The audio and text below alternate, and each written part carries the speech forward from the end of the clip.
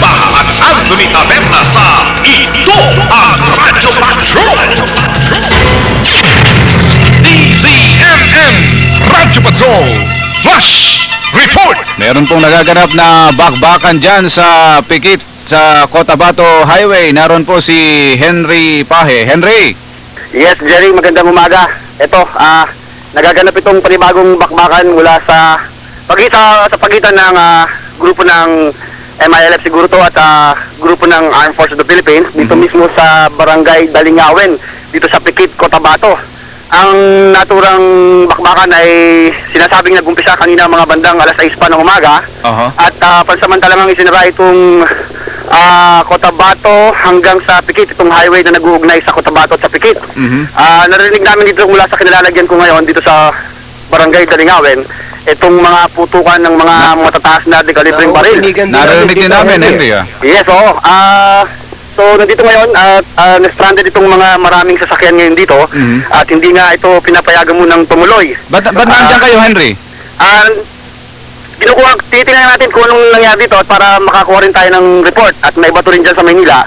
Itong nangyayari dito. Ito, andito ako malapit na sa... Meron kayong dadalhan ng mga relief goods? Andito kami dahil sa kinasagawang relief operation ng ABS-CBN Foundation sa kababayan para sa mga kababayan nating na-displace nga nitong patuloy na nangyayaring bakbakan dito sa Central Mindanao, particular dito sa Pikit, Cotabato.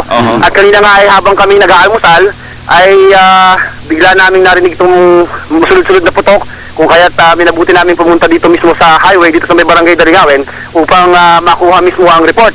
Nakikita ko mula dito sa kinalalagyan ko dito sa may tabing highway itong dalawang tangke ng militar at kung narinig nyo patuloy pa rin itong bakbakan ng MILF at ang grupo ng pamahalaan. Umubli kayo, Henry, sa pakiwari namin napakalapit lang sa inyo nung encounter site. Eto at nakayuko nga kami dito pero itong mga tao dito ay nandito pa rin, ibang residente at hindi nga kami pinapayagan pang lumampas dito sa aming kinalalagyan dahil medyo delikado na nga.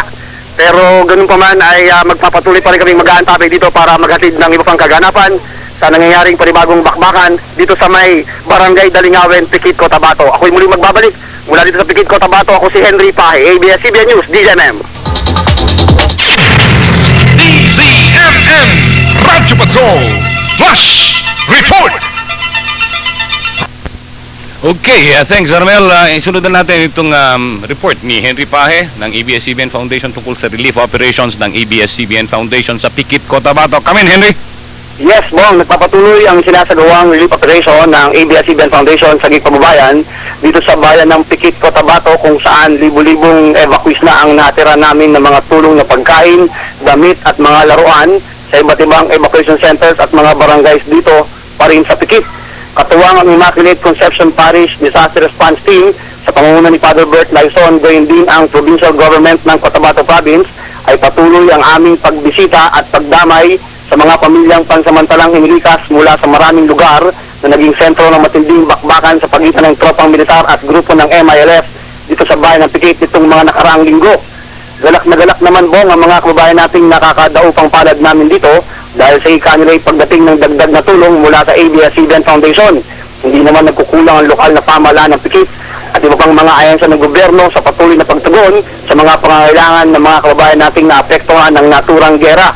Samantala, tuluyan ang binuksan ng National Highway na nag-uugnay sa Cotabato City at Pikit kung saan nagkaroon nga kanina ng panibagong engkwentro ang tropa ng militar at ang armadong grupo na pininiwalaang kasanib ng grupo ng MILF. At kaugnay nito ay wala namang naiulat na nasugatan o di kayo nasawi sa naturang panibagong engkwentro. Reporting live mula dito sa Pikit, Cotabato para sa ABS-CBN Foundation, ako si Henry Pahe, ABS-CBN News, DZMM. Okay, Henry. Sa iyo at sa mga kasamahan natin sa ABS-CBN Foundation, keep up the good work. Okay? Basta't